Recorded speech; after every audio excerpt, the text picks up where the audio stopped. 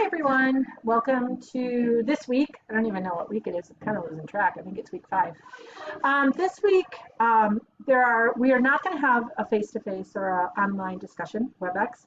I am on vacation this week, so I'm trying to get everything done before I leave. And I apologize I didn't get the discussion boards up last night. I really don't have an excuse. I guess I'm in summer mode, but I am going to be gone this week. I am reachable by phone, text, and email. So if you have questions or problems, I'm still working. I'm just not at my desk or in my dining room. I don't quite know what to call it. So anyways, so I guess you don't even have to know that I'm on vacation, except it's my vacation. And I have internet. I can get internet. I just have to figure it out. Anyways, so I can talk or answer questions or whatever. So this week we're going to talk about something I kind of waited until a little bit into the semester because I wanted you guys to build relationships with each other, at least as much as we could. Because this week we're going to be talking about racism, and some of the topics are kind of sensitive. I think when you talk about sensitive topics, and you have to say things that people might be offended by, even though you don't mean to offend them. It's best that you have some kind of relationship with them, so I kind of waited until now. But you guys do have your diversity activity plan or learning experience plan due this week, so I kind of wanted to talk about this.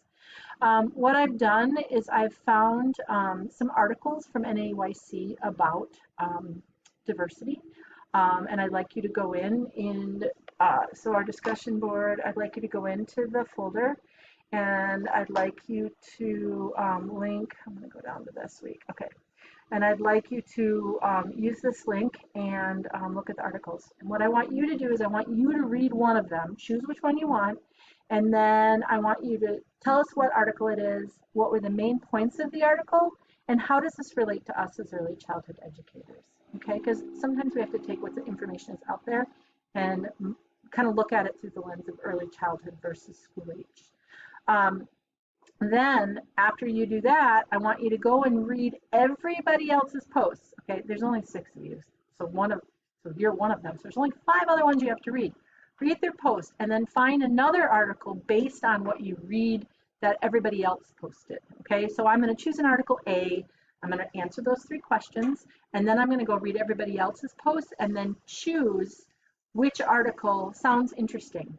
Then you need to post and respond, use your follow-up post to discuss the information in the article. So your follow-up post, you're gonna say, hey, Mallory, you read an article about this, and that sounds really interesting. So I read it, and I also noticed in this article this. Or you can say, I really thought that this was a meaningful thing that you noticed about the article. This is why. So that's the kind of conversation I'd like to have. I really would prefer if this is not superficial conversation. I think it would do all of us a lot of good to talk about it. Both from Mallory, you're African American, and your point of view and how you feel. Also, Bomi, if you have a different, being a different ethnicity, if you have a different view, and all of us can have a conversation and learn from each other, and some of that comes with being able to call someone out and say, hey, that was really insensitive the way you said this. You might want to, if you say it this way, it isn't insensitive, so that we can kind of just discuss. And I'm not grading you based on what you know and what you say wrong. I'm grading you based on your ability to reflect and also take away what you need to from the conversation. The second discussion board, there's a short YouTube video, and I just think it does a nice job in talking about the importance of talking about race. And not pretending that everyone looks the same. Children are not stupid. They notice differences.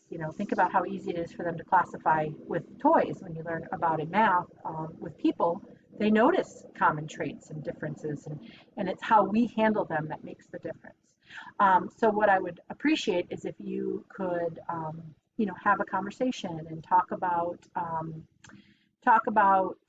what your experiences has been. And then what I'd really like to do, because it relates back to this class, is talk about different activities that you can do to support differences in race and talk about, that you did an activity on crayons in a crayon box and how all the different colors, you could have all one color crayon except for one different, and is that a bad crayon? And, just like bring it up to the surface and talk about it, because in talking about it, you're addressing it with young children.